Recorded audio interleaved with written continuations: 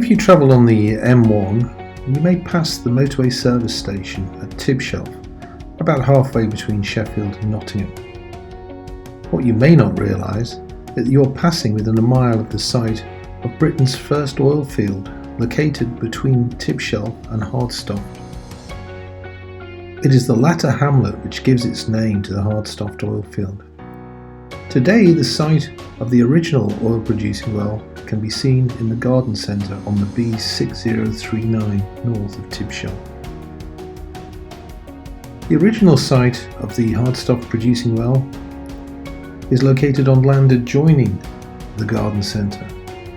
The perimeter fence of the garden centre runs next to a small area of discoloured soil. This marks the site of the original well drilled in 1919 up until 1946. Some 26,000 barrels of oil were produced over that time, including during the Second World War. Today, over 70 years after the well last produced, tiny bubbles of gas and a trickle of crude oil seep out of the old well bore. Modern well design requires oil and gas companies to permanently plug and abandon all wells that are drilled. Modern abandonment procedures are both exacting and strictly regulated, so even such a small leak is unheard of with modern wells.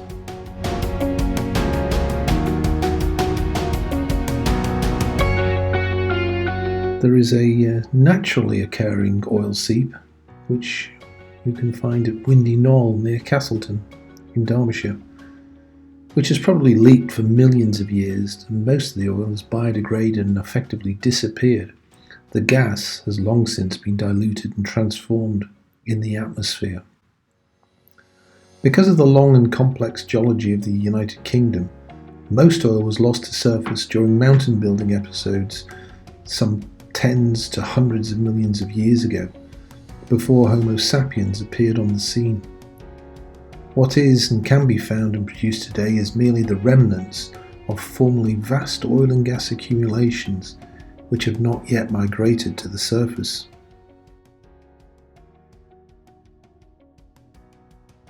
Here's a north-south seismic line showing the Hardstoft field and its location producing oil right from the top of the Carboniferous limestone.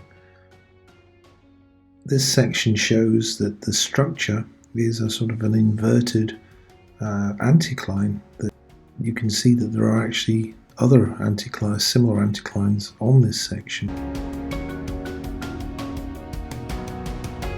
At Hardstoft, the reservoir is in the oldest Dinantian Carboniferous limestone. So this is the age of the reservoir. It's kind of embedded and surrounded, or lateral equivalent is the source rock, but we also get source rocks that are developed throughout the overlying Namurian and Westphalian sequence within the Carboniferous. The main reservoir rocks in the East Midlands tend to be the Namurian and Westphalian sandstones, some of which are named here.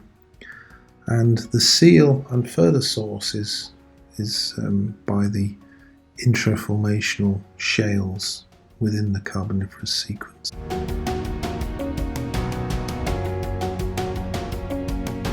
On Mount Tor today, we can see the typical source rocks. The Carboniferous limestone here is illustrated at Malham Cove in Yorkshire, whereas the millstone grit seen near Hathersage was used to make millstones. These can be found today scattered around the hillside. The interesting thing about many of the oils on the UK onshore comes as a surprise for those who work in the adjoining North Sea, where the perceived wisdom certainly was a few years ago that the only thing you're going to find at a very shallow depth is heavy biodegraded crude oil, difficult to produce and of low value. The subset of data that are being shown on this graph here come from the Onshore UK Trove database, and clearly shows examples of many high-quality crudes at a very shallow depth, including the Hardstoft. And you can see the depths are anywhere between almost sea level right down to 5,000 feet subsea. Likewise, when we compare the fields that are contained within the Trove database, Hardstoft is one of the least porous reservoirs, and that's because the Denuntian limestone has had a complex recrystallization, dolomitization, and a lot of fracturing. In fact, it's considered that a significant proportion of porosity and a major part of the permeability is down to the natural fracturing caused by all the tectonic events. There is a number of papers are written about the Hardstoft oil field, but perhaps the paper by Jonathan Craig, John Gluyas and others is perhaps the best source of further information, and information for each of these is given in the description below. Just like to acknowledge some of the inputs that we've used in making this short video. This is a map of the density of oil and gas wells around predominantly England. The very dark brown area is actually Nottinghamshire, where there's over 500 wells drilled, and the lighter brown colour on the south coast is Dorset, where there are over 300 wells drilled.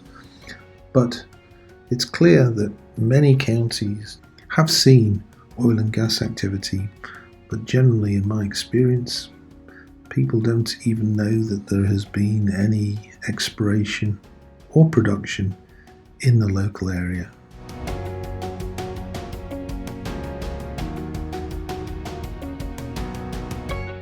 For further information, have a look at the YouTube video prepared by IGas Energy, which talks about the onshore operations they're involved with, and with the UK Onshore Oil Gas Association, which is the trade association for the onshore oil and gas companies.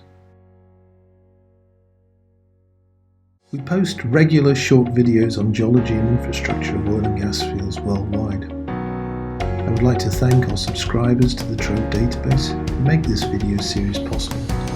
Please subscribe, rate and share with friends and colleagues to see more. Our website address is info@firstsong.com, and we try and address and answer all posts we receive.